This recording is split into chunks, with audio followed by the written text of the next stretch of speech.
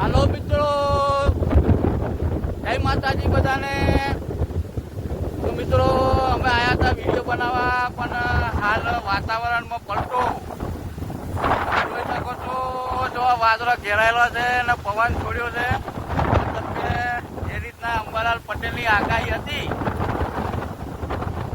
એ રીતના વાવાઝોડું આવે છે. તમે જોઈ શકો છો મારા લટીઓનો ટેકોના નહીં, લટીઓ બધા ઉડે છે. અને હાલ હું ખેતરમાં છું. એક આ લેમડાનું ઝાડ